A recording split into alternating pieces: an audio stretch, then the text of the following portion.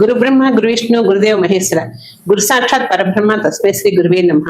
Doctor PA Raman గారి పాలన నమస్కరించుకుంటూ మనం ఈ మాసం ఫలితాలు తెలుసుకుందాం. ఆగస్టు 1వ తేదీ నుంచి 31వ తేదీ వరకు మాస ఫలితాలు తెలుసుకుందాం.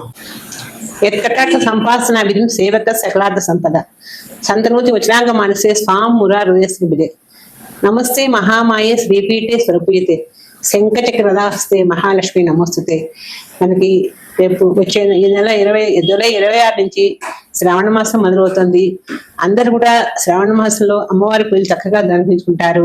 అందుకే అందరికి కూడా బాగుంటుంది. శ్రావణ గౌరి మంగళ గౌరి నోవులు, శ్రావణ శుక్ర నోవులు చక్కగా ఆచరించండి. అమ్మవారి కృపాకర అందరికీ ఉంటాయి. అందరూ చక్కటి అమ్మవారి శ్లోకాలు స్మరించుకుంటూ అమ్మవారి పూజ చేయండి. ఏ సమస్య వచ్చినా తీరిపోతుంది. అది కూడా కాకుండా శ్రావణ మంగళవారం నాడు శ్రావణ శుక్రను మన శనగలు అందరికీ ఇస్తాం. శనగలకు ఎవరికి గురువు అధిపతి, అందుకని మనకి ఎలాంటి దోషాలు కూడా తొలగిపోతాయి. శ్రావణ మాసంలో ఏ భయాలు అక్కర్లేదు. శ్రావణ మాసం అంతా కూడా సస్యశ్యామలంగా ఉంటుంది. వర్షాలు పడతాయి, వాతావరణంలో మార్పులు వస్తాయి, చాలా హ్యాపీగా ఉంటుంది. కాబట్టి మహిళలందరూ కూడా చక్కగా కొత్త చీరలు కట్టుకొని నగలు పెట్టుకుని మంచిగా శ్రావణ శుక్రవారాలు శ్రావణ నోములు చేసుకోండి. శ్రావణ మాస శుభాకాంక్షలు తెలియజేస్తున్నాను అందరికీ, మహిళలందరికీ శ్రావణ మాస శుభాకాంక్షలు తెలియజేస్తున్నాను. తప్పకుండా అందరూ ఈ శ్రావణ మాసాన్ని సంకల్పతో చక్కగా నిర్వహించుకోండి, బాగుంటుంది.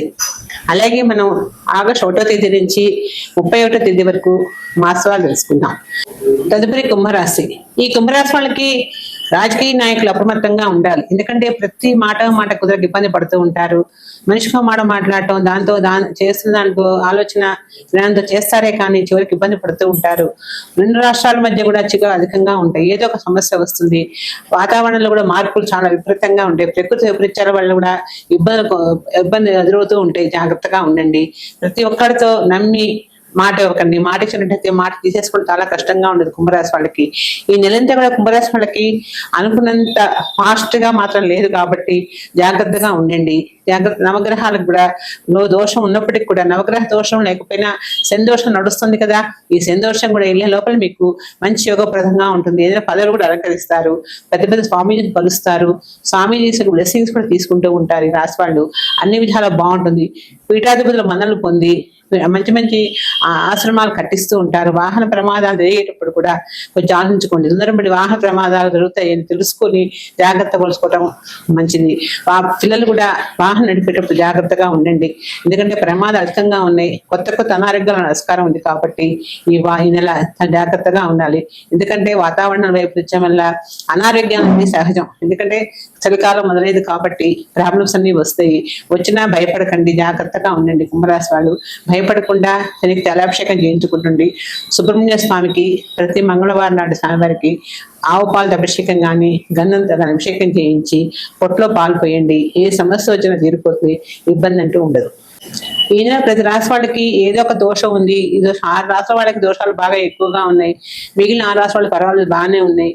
దోషాలు ఉన్నప్పటికీ కూడా భయపడకండి, పరిహారం చేసుకోండి. ప్రతి ఒక్కళ్ళకి గ్రహబంధన దోషం, రాహుకే దోషం బాగా నడుస్తున్నాయి. ఈ దోషాలతో వివాహాలు కావటం లేదు, ఉద్యోగాలు రావటం లేదు, అన్ని సమస్యలుగానే ఉన్నాయి. ఆర్థిక ఇబ్బందులు కూడా పడుతున్నారు. ఈ దోషాలకు ప్రతి ఒక్కళ్ళు కూడా రాహుకే దోషానికి శాంతి హోమం చేయించుకోండి. నవగ్రహ శాంతి హోమం చేయించుకోండి. చేయించినట్లయితే గ్రహ దోషాలు తొలగిపోయి అన్ని విషయాలు కలిసి వస్తుంది. ఇబ్బంది అంటూ ఉండదు. ఎందుకంటే టైం బాగాలేదనుకున్నప్పుడు ఏదైనా పరిహారం చేసుకోవాలి. చేసుకుంటేనే మన దాని దగ్గర ఫలితం లభిస్తుంది.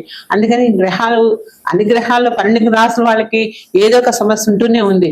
6 గ్రహాలకి ఏళ్ళనాటి నడుస్తుంది.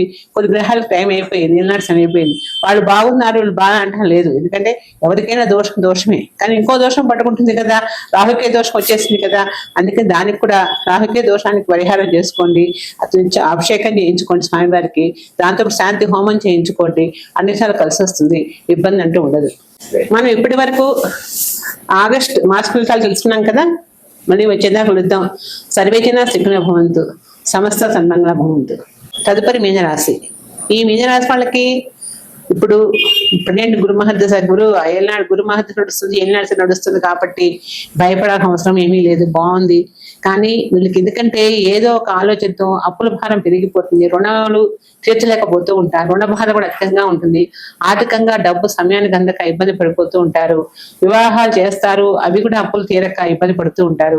ఉద్యోగస్తులు కూడా ఉద్యోగంలో చేసే పని మీద ధ్యాస పెట్టకుండా అనవసరంగా ఉద్యోగం చేస్తూ కూడా ఏదో ఇబ్బంది పడుతూ పైవాడు తిట్టుకుంటూ మనకి ఆ ఉద్యోగం చేయలేకపోతున్నామని బాధపడుతూ ఉంటారు. ఇవన్నీ మిథునరాశి వాళ్ళకి గురుబలం ఉన్నా కూడా కొంచెం చికాకులు ఉన్నాయి. చికాకులు భయపడకండి. అన్ని విధాలు కూడా గ్రహాలు మంచి సపోర్ట్ చేస్తున్నాయి కాబట్టి ఇబ్బంది అంటూ ఏం లేదు. మిథునరాశి వాళ్ళకి వివాహాలు కూడా ప్రయత్నం చేయండి. మంచి మంచి సంబంధాలు వస్తే పెళ్లిళ్ళు అయిపోతాయి. నిరుద్యోగస్తులు కూడా ఉద్యోగ ప్రయత్నం చేయండి. ఉద్యోగం అనుకోకుండా వస్తాయి, బాగుంటుంది. పారిశ్రామికవేత్తలకు కానీ ఇక్కడ చిన్నతరహా పరిశ్రమ వాళ్ళకు కూడా వ్యాపారాలు బాగా కలిసి వస్తాయి. ఎందుకంటే మిథునరాశి వాళ్ళకి గురువు మంచి యోగంగా ఉంటారు. ఈ గురువు వల్ల ఏది చేసినా కలిసి వస్తుంది.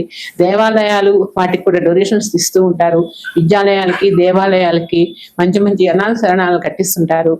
పేదవాళ్ళని బాగా చూసి బాగా చేయటం వల్ల ఈ నెలంతా వాళ్ళకి మంచి యోగప్రదంగా ఉంటుంది. దాన ధర్మాలు ఎప్పుడు చేసినా సరే మనకి మంచి కలిసి వచ్చే టైం. అందుకని దాన ధర్మం అనేది లేదని కూడా చేస్తూ ఉండండి.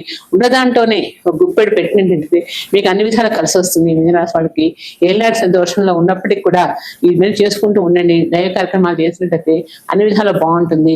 దాంతో పాటు శనికి తైలాభిషేకం చేయించుకోండి.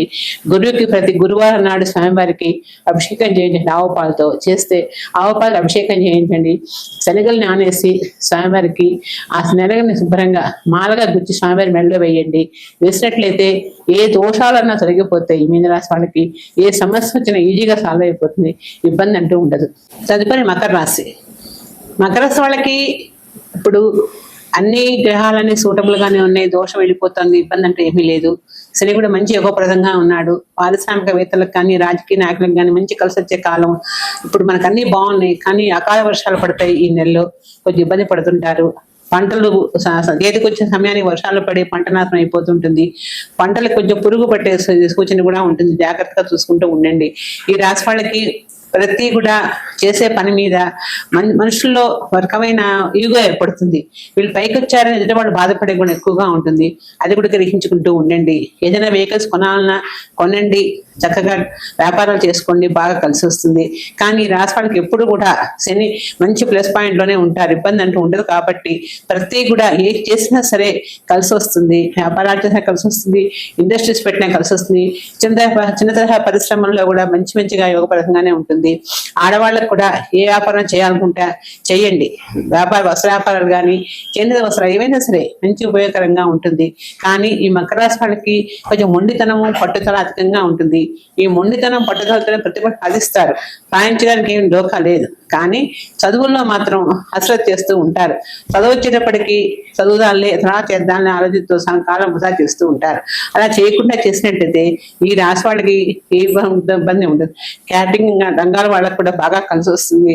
మంచి మంచి ఆలోచనలు చేస్తుంటారు. ఆలోచన తగ్గట్టుగానే వాటి ప్రభావం కూడా కనపడుతుంది. ప్రతిదీ కూడా చేసుకోవడానికి కూడా రెట్టింపే కనపడుతుంది. కాబట్టి ఇబ్బంది అంటూ ఉండదు. బంధువుల్లో కూడా మంచి పరివేక్షలు గడిస్తారు.